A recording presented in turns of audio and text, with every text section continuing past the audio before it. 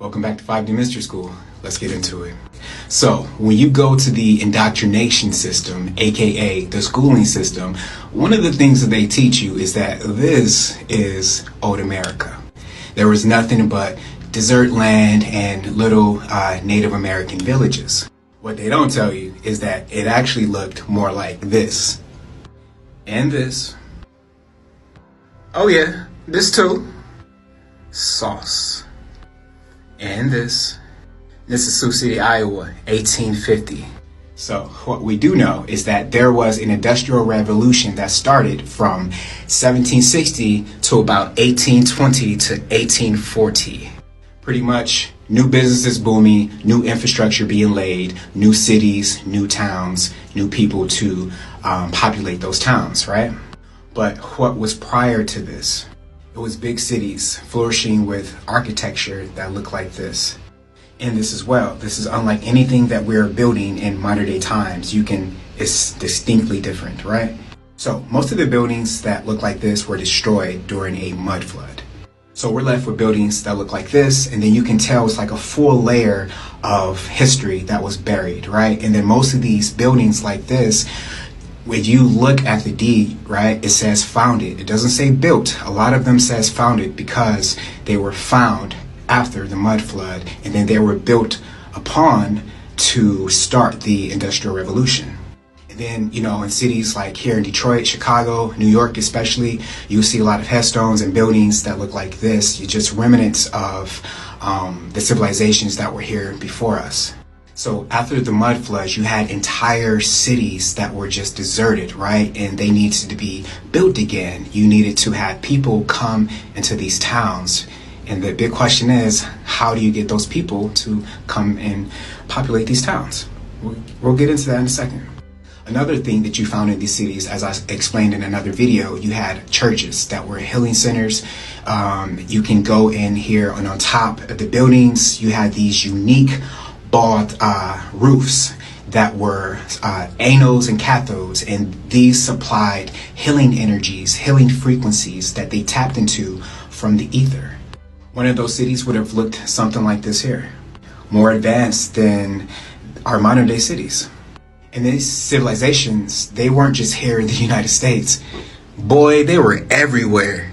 Footwork, heavy. Now this is from the 1300s, and to this day we still can't replicate the same architecture. I mean, probably close, but no cigar. So, do you know what this is? Bet you never saw this before. This is a orphan train. And it is exactly what it sounds like. The orphan train movement was a supervised welfare program that transported children from crowded eastern cities of the United States to foster homes located largely in rural areas of the Midwest. The orphan trains operated from 1854 to 1929, relocating about 200,000 children.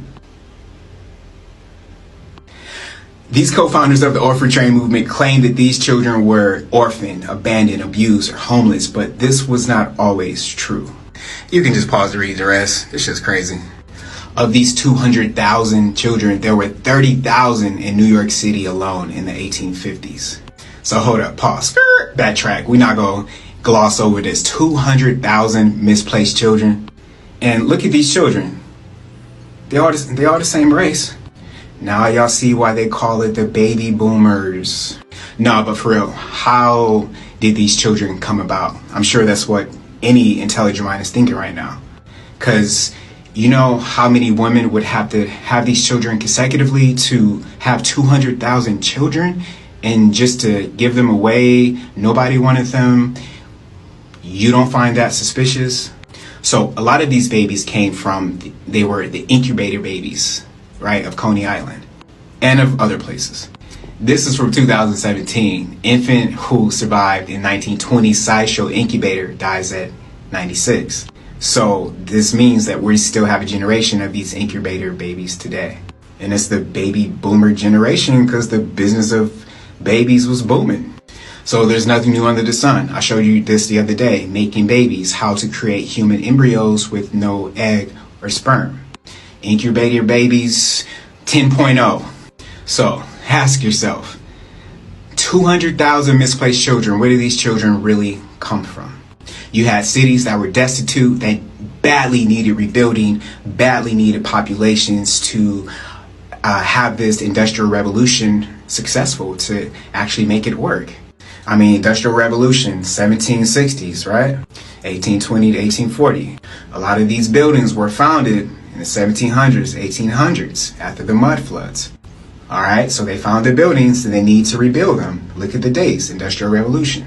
Orphan trains, look at the dates, 1854, 1929. They needed these bodies to be in these cities.